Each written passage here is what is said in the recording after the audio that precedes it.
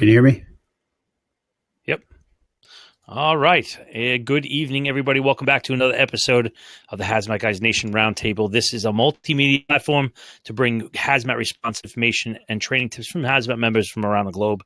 I'm Bobby Salison, and I'll be acting as, I guess, the quasi-host for tonight. We're all kind of acting as the host. This is episode 55, and I'm here with Phil Ambrose and Bob Kosh, and apparently the picture of Mike Monaco in the middle. I don't know what's happening with him. He's off on assignment, I guess. So, what are we talking about tonight, Phil?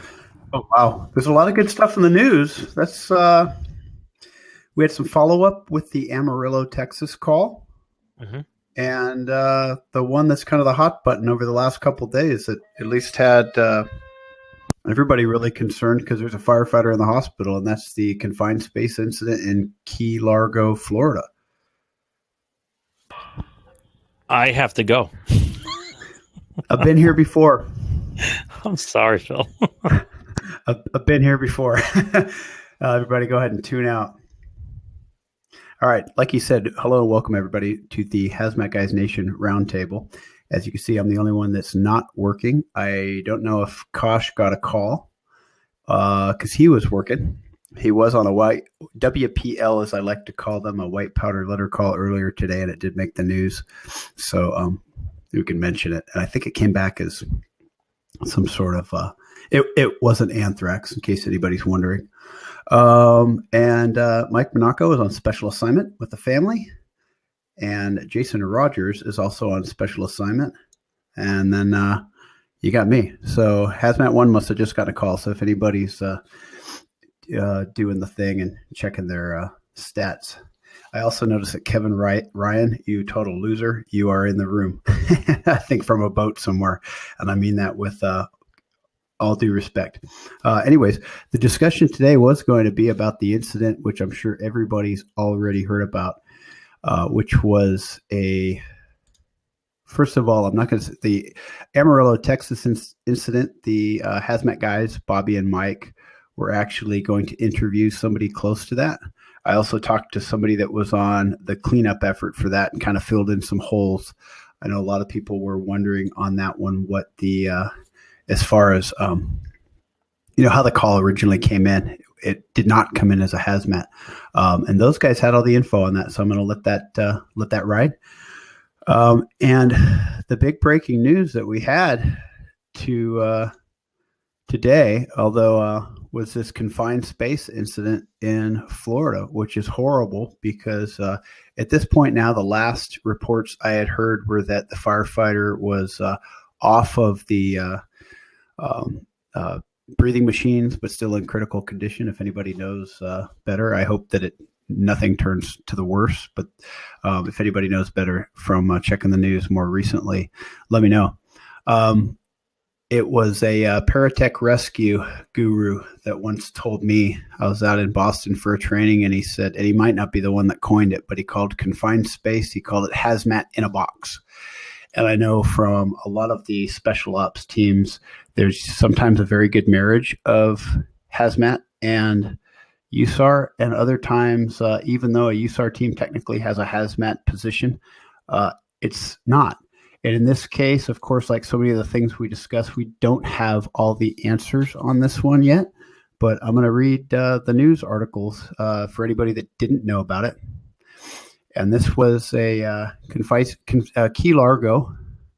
We know that they talked about that it was a collapse, possibly initially. They also talked about that there's 3 workers down inside, and we also know that the Respondos, the Key Largo Fire Department, I've been told, sounds like there's some volunteers on that department. Not that that means anything. This is in Miami-Dade County. It sounds like the men collapsed while working underground on a road project. And there's some facts that came out about that too, the company, as far as their safety record. They're in this hole. I believe it came in as a potential collapse. Then there's the first responders got there, and I know Miami-Dade was eventually on scene, but we do know a firefighter went into the manhole, and it was reported by the PIO that there was an SCBA used going down in. I don't know about monitoring. The SCBA was removed to fit down the space, which makes sense. From the pictures I saw, it looked like it was a regular firefighting SCBA and not like an airline off of the tripod for a confined space rescue like we imagine. And I do know that the Monroe County Sheriff's Department reported that there was a combination of methane and hydrogen sulfide gas coming out of the hole. And basically the first responder, the firefighter, was overcome. He was removed from the hole. He was airlifted to the hospital and sounded like he was in pretty bad shape. So we hope the best there. I hope that actually he's watching the show right now and is just fine. That's what I hope. I do know that the other 3 individuals that went down into the hole are deceased. Since I'm a solo operator, I'm going to be looking at what's going on the side. But somebody I met through this whole hazmat thing is Jeff Zintek from Phoenix, Arizona. And I did pull for Hazmat Nation. Phoenix had an incident, and it did involve sparking, but I think it was 1994 where a Phoenix firefighter was killed on a confined space rescue. So they take this really, really serious, as everybody should. But you know how things often get kicked up when there's an incident at a department because it hits home. And that particular incident, I know from training with them, that whole Valley region, they work very closely, Hazmat and USAR together.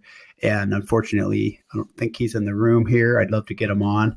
But anybody has any questions about confined space and don't know anybody, Jay-Z is a good source.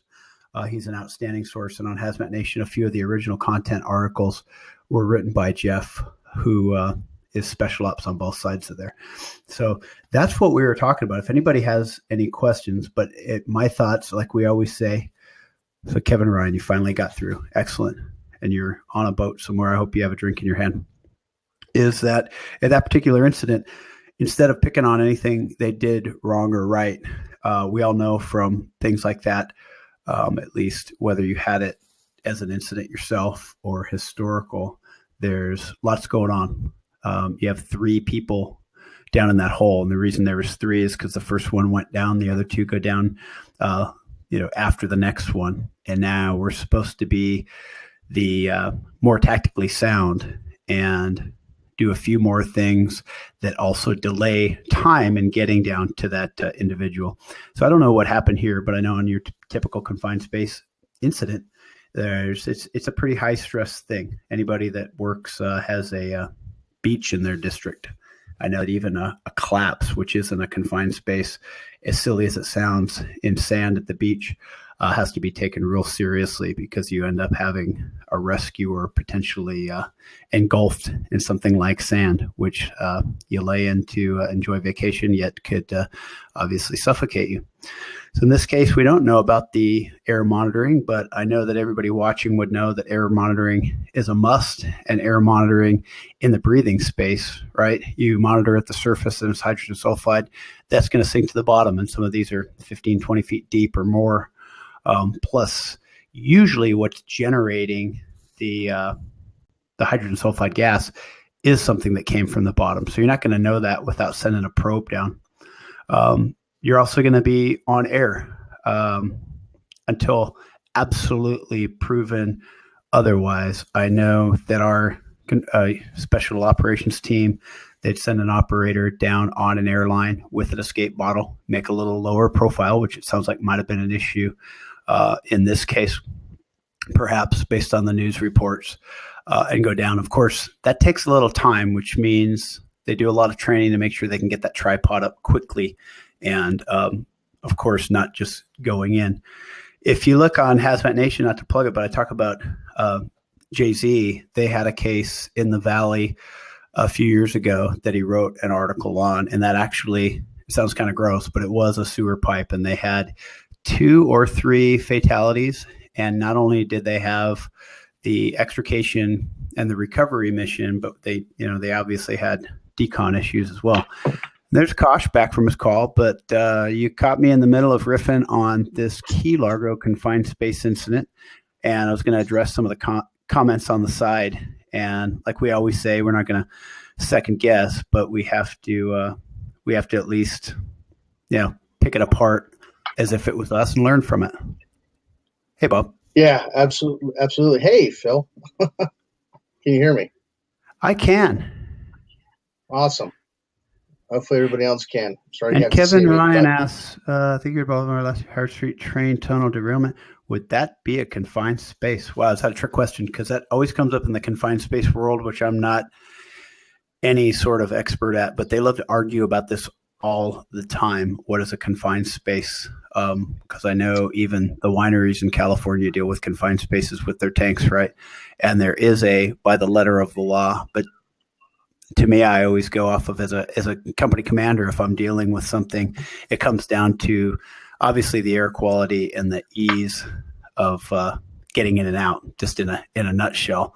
But in that particular case, it could have been. Maybe it wouldn't have been a confined space, but it would fit in the hazmat in a box category because you have an enclosed area with a potentially toxic environment or smoky environment. But we have that on house fires too, right? Bob, you got anything to throw in there? Yeah, I think by definition alone, it's limited access or entrance or exit. Kind of loosely defines a confined space. Obviously, I'm paraphrasing, but it's interesting from what we've read, and like Phil said, we're not going to Monday morning quarterback anything, but just from the news media, and it even stayed right there where I guess one of the rescuers took his air pack off and. Doing a quick little in-house drill around here. Thanks, Kevin. We'll cancel the olive alert. Doing the little drill with the incident, and talking to my guys, how, what will we do? And they asked the same question: why would they take the air pack off? And maybe it was he didn't think he could get down the hole, what have you. The second rescuer, from what I was reading in the news media. It's almost sounded like he took it off and then took it down with him. So maybe he had to do like a reduced profile kind of thing, the second firefighter to get the first. I'm not really sure, but they also stated in the news, and if you already mentioned this, I apologize, that there was no ventilation by the company, not from the fire department side, but from the company and prior to. So interesting issues. And I guess that company, according to the news, also had been fined for not doing proper confined space ventilation and operations beforehand.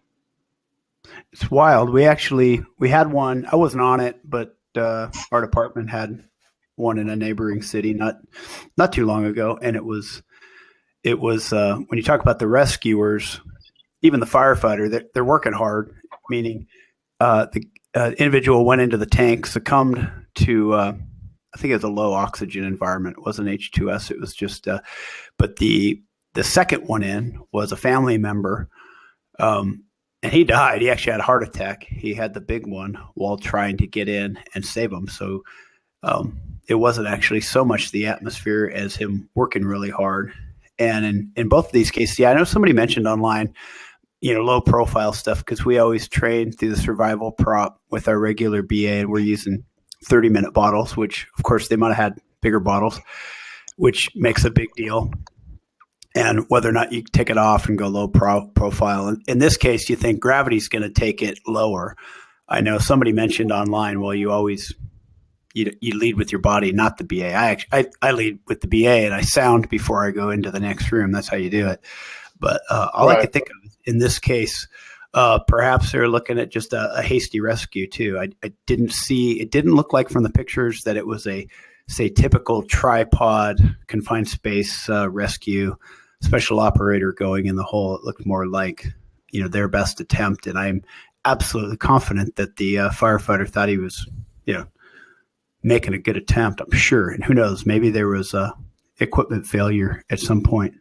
Right. When it was I know that there's some of the Miami-Dade guys are going to be here in Daytona this week for fire rescuees. So I'll be there and hopefully hook up with a couple of those guys and find out a little bit more about what happened. Absolutely. And there was something online last night talking about bad news that it did turn into a line of duty. And I saw today it was not. I hope that remains I hope he comes back full recovery and it's something he could even talk about, because I'm sure a whole lot going on. There's decisions we have to make in this job. It's real easy, especially sit back at a desk or stand at a standing desk, if you will, or with a drink in your hand and judge. But there's always that extra, who knows? He could have been fingertips away from somebody that was reaching out to him, and then it all went sideways. Yeah. But, as the Monday morning quarterbacks we could be, though, air monitoring, from a hazmat perspective, hazmat in a box, air monitoring all the way down. If you don't have a confined space probe that you can drop down in there, you're bringing it down with you on your person on air. And I wouldn't doubt it if they were trying to do all that stuff, or a lot of people in the room. And I'm going to read some of the stuff on the side, because when this comes out in the audio version, of course, it's audio only. But we have some incredibly smart people in the room, and I'm not talking about the people you're looking at. It's on the side here. And Trent from Colorado, they're talking about who carries 4-gas monitors, which I think is more and more common for frontline apparatus. Does not mean they necessarily know how to use them, but it's good they have them. Kevin Ryan is in the room, who from Baltimore, who actually is on vacation. And we have a discussion about also Bob Lundgren, our friend from Massachusetts. I know he's an avid diver, and talking about, say, scuba diving and being able to take the tank off and on. And I know through the IFF survival curriculum, you really should be able to take your BA off. But when they train that, they're not talking about going down a manhole. They're talking about breaching through a wall, 16-inch on center studs. And so it's not necessarily something anybody would have trained for. And for a little prize in the room, anybody would know why a manhole cover is round? Kosh, I used to, but I don't now. Anybody in the room? I just want to see if anybody's awake. If you've ever worked for streets, you'd know. And cover round. Either we lost every single listener. Yeah, there we go, AJ. That's a smart cookie. Not everybody knows that, but so it doesn't fall in. And I was that idiot once who had to actually call my local fire department because I had no way of getting down into rescuing a bunch of ducks that jumped down a storm drain in front of my kids. And it was a square cover, and I picked it up and I dropped it right down into the hole. And I had to get some help from my local fire guys, because I had 2 toddlers with me who wanted these ducks rescued. So I was that guy. Called the non-emergent number, but yeah, exactly. They're round, so it doesn't fall into the hole. It's just a side tidbit. And it is kind of a safety thing. Nice. Yeah. I don't know what else more we could do with that. I'm glad to see everybody still made it here. We have less technical difficulties this time. And every now and then, out of the 5 of us, everybody's working. So we always will try to open the show, at least so people can connect on the sidebar here and maybe learn something. If you don't have anything to add on that one, Bob, we could talk about, we had a couple of recent calls, both of us, if we wanted to mention those. Yeah, go. Mine was a powder call. Yours was I'm going to get pictures. I had to wait. We have, it was a neighboring agency, and we can't, I don't think they'd care, but I try to toe the line when it comes to which calls we're going to talk about. But I can't talk about this because it was a middle of the night power plant, 10,000 gallon H2SO4 tank, which is sulfuric acid, leaking approximately 2 gallons a minute. This was a great tech ref plume plot type. It was caught around midnight, and the tank was, I believe, around, I think it was 61% then, so we'd guess around 6,000 gallons. And we watched that thing drop. We were able to figure out that it was about 2 gallons a minute. And so you might say, hey, a plant like that? Oh, no, it wasn't sulfur dioxide. It was sulfuric acid. But and good question. We do not have, I don't think, we had 3 hazmat teams there, and I don't believe anybody has a sulfur dioxide detector, which is a good point. Nickel dime. We're actually going to an industrial hazmat. We're not going to a white powder letter. And hey, what about the secondary containment? Well, the secondary containment had a breach. And I don't know the regs and all that, if these things are supposed to be tested regularly, but it didn't. And I can explain the breach. It'll go better with pictures. So now we have this leak. We have it going over the breach. We have it heading out of all the containment down its own little river of acid down to the storm drain. So luckily, prior to our arrival, the facility had covered that drain. And now we had a lake of acid. They also had started with some soda ash around the edges. And we suited up and tried to go in and repair the leak. So we didn't know where the primary leak was. So now we know we have basically 2 leaks, because whatever issue is initial plus the secondary containment. The tech ref chose level A, and I talked to a few friends, including Todd Burton, afterwards. He says, "Hey, why level A?" Because sulfuric acid's bad. But in this case, to get to where the valves were and any work, they had to climb up a ladder, go through a catwalk, down in. And they were basically going to be in a situation where they'd be bathing in a pool of acid. So we chose level A. It was easy. I mean, it's kind of easy for most, I think, municipal departments. It's what the guys are used to, just throwing on. They're wearing their BA. Went in and made a recon mission to also including turn off some valves, the ones we can get to. Long story short is couldn't get anything to stop the primary leak. And then the hole in the secondary containment, there's a pipe that went through the wall of the secondary containment. It was leaking from the outer diameter of that pipe. It was also down a couple feet below where you can reach. And we only got to it by turning on an auxiliary pump and dumping product into another area that we could control temporarily to see it. So we thought about the football, we thought about putty, we had all sorts of plans, but ultimately all of them just weren't working. So a very good dozer operator and a lot of dirt made a containment area on the back 40, and at midnight on I think that was a Saturday night, you're not getting a truck there very quickly. So the goal was to contain, to absorb, and then get a truck to pump out the rest of it. But I got to say, it was almost like one of those drills you go on. It was almost fake, like the plant operator walking up and telling you all the details. It'd been a while since I'd been on just a straight up industrial hazmat, and I'm going to follow up on it. We're actually going to go over there when they replace the tank and see what the heck was going on and see if there was a way that we could have fixed this thing. So I know it's a story, be better with pictures, and I hope to bring that.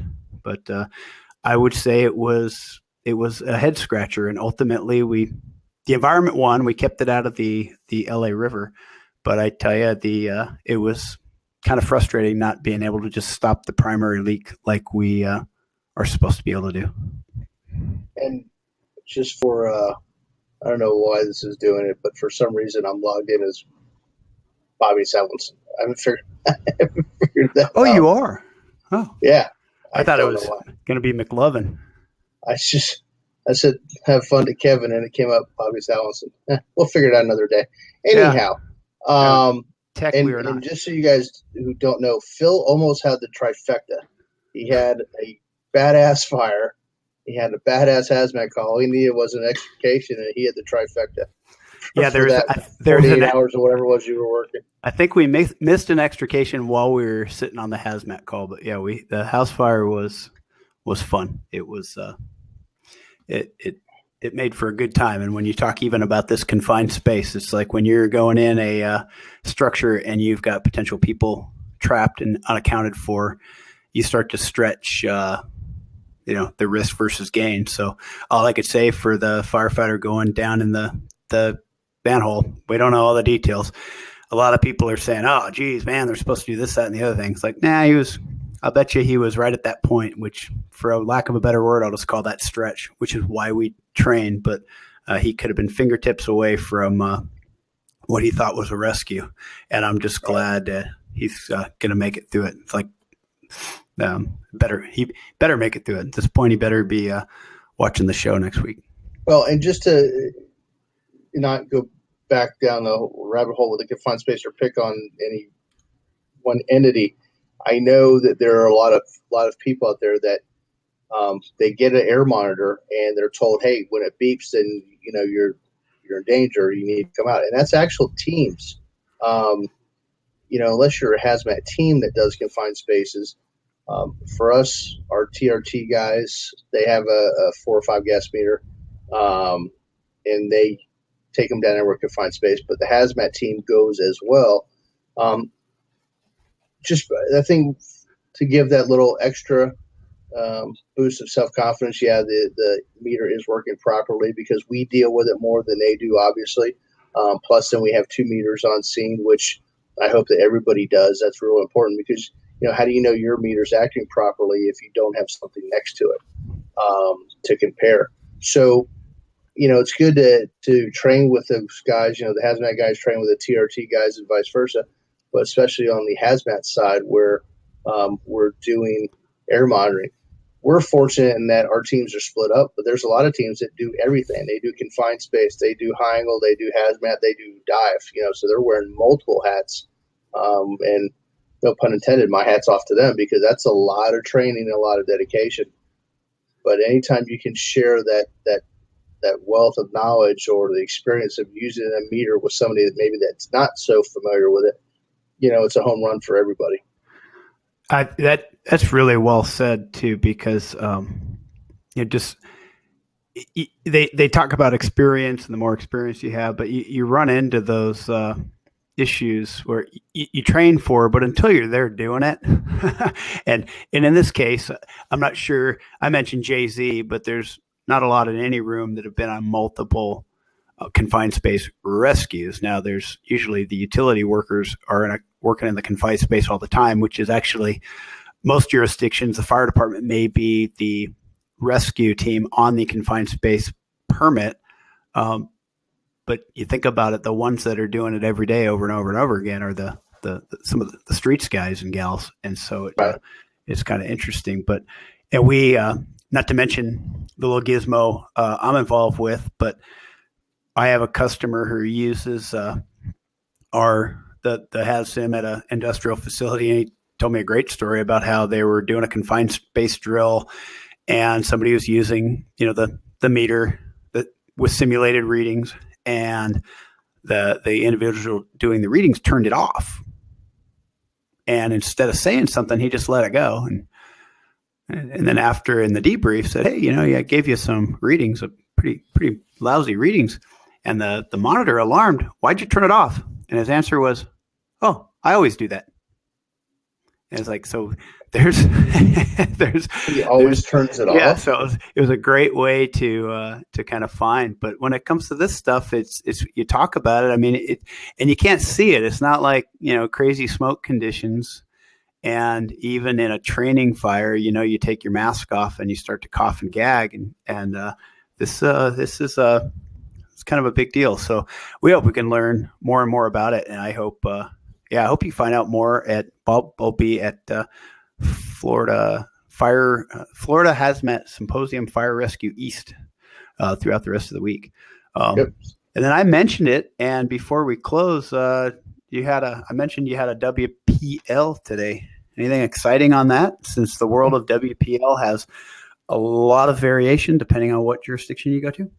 Yeah, we had a little white powder call that I guess in Orlando, you have the city of Orlando and then Orange County surrounds it. Each has their own mayor. The Orange County mayor's office is in the city limits. So she had gotten a white powder envelope and threat last week. We found out what it was, and subsequently another one came in today. The main hazmat engine company and unit were out training, so we went with a backup hazmat truck. And I don't want to discuss procedures and how we do things, because this could be all over the place. But I will tell you guys that if you don't already have a clean guy, dirty guy procedure, a algorithm flow chart on which test to do and how to do it. And just, if this one's positive, you go to the next one and so on. Laminated, going down range with the guys, it makes life so much easier, not to mention a small sampling kit. You don't need a whole big kit, like they sell. We've taken some items that we know we're going to need and put it into a smaller Pelican case. And it makes things a lot easier. One last little tidbit, instead of going through piles of suits, we made up a couple totes that each tote will outfit 2 guys at level C. So we got two Pappers, 2 Tyvek suits, the whole 9 yards. And it's quick, boom, boom, and we're in and out in 15, 20 minutes at the most, depending on how in-depth the call is. But it was pretty routine call with the mailman. They opened the mail in an off-site location. He recognized the powder. He had a mask on and gloves when he was opening it. They backed off. They kept him isolated. Our guys went into the testing and found it to be not hazard in nature, but the same type of product as last week. So the law enforcement's investigating somebody. Somebody wants to, they get a lot of times where people that are in a county jail try to do something on a federal level, so they go to federal prison. I guess federal prison is better. I have no idea. Wow. Well, there's a couple comments, and I think some people said that's a great idea for having the tote. And I thought the same thing, because we don't do that. And I just learned from about 2 shows ago, and I'm going to repeat it because maybe everybody does it because it seems so obvious, is they had all the suits. They had a chart with everybody's size. Yeah. Because we have transient members of our team, and there's that, the one individual that's a giant, and then the smaller one, and then everybody in between. And we were doing a training once, and the biggest guy and the smallest guy were there, and they ended up, all the suits were laid out, and then they sat down in opposite chairs. So now the guy that's a XXX Kapler suit was trying to fit into a large, and it was just a good thing it was a training, and I will admit it, because but the tote, the ready go, that is awesome. And then Bob, without giving up any OPSEC important stuff, do you guys make a joint entry with your law enforcement agency on something like that? We do not. Our police department has a hazmat team, but they are spread out through the city, may not even be on duty that day. And so we pretty much have it all handled within 15, 20 minutes. And even like the chain of custody for if there was some sort of nexus or crime. If it was something that was a threat and whatnot, we take the pictures, we do certain procedure, and then we pass it off to the law enforcement entity responsible. Gotcha. Yeah, they got in fact, one of the individuals I used to teach with I think he might have the record for number of WPLs, and it's a lot. And I say varies on jurisdiction, because I think it was 1999, pre 9/11. We had an anthrax incident in Westwood, and I mean, people were getting deconned that walked, I'm exaggerating, but a mile away from the area. And then I remember the department I work for now shutting down blocks, and now it's changed quite a bit. We've gotten smarter about it, but I know that there's probably that department out there that still reacts in an over way, called overreacting. Right. But I like that idea with putting everything in the tote. We actually have Jay-Z's book. I'm going to plug it, Hazmat Response Guide, because we had our own little white powder protocol, and he had one that was better. And there's nothing like good R&D, which is short for rip off and duplicate, so that we know what we're going through. But absolutely, if there's any sort of nexus, we'll also make it. In fact, we got some drill coming up. We'll make a joint entry with the coppers. That they're real good at that stuff. That's what they do. We'll try to control the sulfuric acid spill. They're not interested in that, but when it comes to the WPLs, they're real good at it. But cool. Yeah. Well, Ray mentioned a real quick question before we close about developing SOP for law enforcement. what we've done, Ray, is not so much an SOP. We've talked to our counterparts, and we have identified that they have certain members. They call them ERT members, emergency response team, and those people know how to get dressed out. They've been dressed out, and at a minimum, they will be in the decon line, if you will, and they will be securing weapons and what have you. But, the other thing to think about is, what about a dog? What if you have that law enforcement canine that you have to decon? How's that going to work? So definitely some food for thought for those guys. And for the white powder calls, really, we don't do the whole decon and corridor and the inch and 3/4 and all that. It's a 2.5 gallon, bug sprayer, for lack of a better term, with either bleach and water, soap and water, depending what we're doing. And we're getting the hands and feet. Anything else is really not too much of a concern. Yeah, that was a good question on the weapons, because that usually comes up. We've trained on that enough that we got that down. And ditto on the decon. You do what's appropriate. That's a common word. It's just train. It's always nicer to meet and greet, hang out with those other acronyms that you're going to respond to on the big one, or have beers with, rather than find out on the day of. And I'd say considering being in kind of a metropolis here, we've got some really good players, people that it's good stuff. All the acronyms do well, but I promised the CFO I've got the big green egg going. I'm on West Coast time, which is right in the middle of kid swimming and soccer and all that stuff. But still want to be on here. I hope somebody got something out of it. And yeah, just trained on Canine Decon. And I don't know, I throw it out there for a later thing. We have, and it's not a secret because they tweeted about it years ago, we have a WMD canine in this area that's trained on a bunch of scents. It's kind of neat. Awesome. Anyways, with that, we know that Mike and Jason were on special family assignment, so that you can keep seeing us all here. That's important. And Bob, thanks for being here. They're at work holding down the Orlando region of Florida and good old Tower 9. And I will close with, you got anything to throw out for a close, and then I'll do the official close, Bob?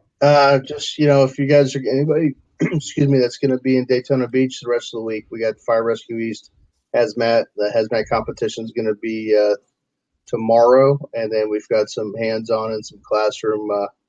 We're going to personally be doing the hands-on Hazmat, and then Friday the gray area where rescue meets Hazmat.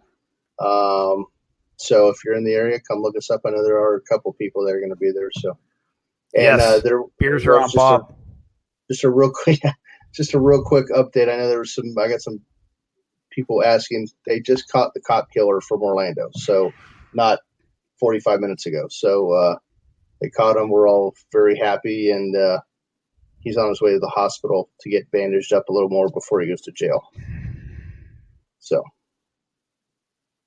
but on a positive note, it's going to bite my tongue on that one, but I'm glad. Yeah, glad they caught it. Yep. So yeah, done. Fire Rescue East. If you're in the Florida area, beers are on Bob. The hands-on Hazmat and then I wish I knew exactly what was coming up for Bobby and Mike, but I'm sure it's something good. Tune in to the podcast. It's great stuff. They also put this show on there. I will be I'll be at Baltimore. I got selected for FDIC too, so I'll be speaking at FDIC, and we're all, I think, speaking. I hope we all appear at the same time, because the only people that are coming to mind will probably be you, Bob. And so hopefully don't speak at the same time. Anyways, I'm Phil Ambrose. This is Bob Kosh. This has been another episode of the Hazmat Guys Nation Roundtable every Tuesday night at 9:15 without fail, other than some technical difficulties, but technically the show went on. Smartest people in the room are down the sidebar, and what I'm referring to is the comment section. And thank you all for showing up. We'll be here next Tuesday with some other good breaking news, as well as I think by then Bobby and Mike would have spoken more to people that were actually on scene at the Amarillo, Texas incident, which was a big deal for anybody into hazmat. And I hope that The individual in Key Largo makes a full and speedy recovery. I sure hope I'm correct on that. And like I said, there was some mishmash news yesterday. I hope that he's able to get up, walk around, and eventually tell us about what was going on, because I'm sure it was not easy. Anyways, everybody, have a great time. Kevin Ryan, you too, you loser, for tuning in while you're on vacation, but I'm glad you did. We miss you. All right. The last person to do that, they had a kid, I think, didn't they? Yeah, the last person to do that had a kid. So be careful. All right. Take care, everyone. Be safe, people.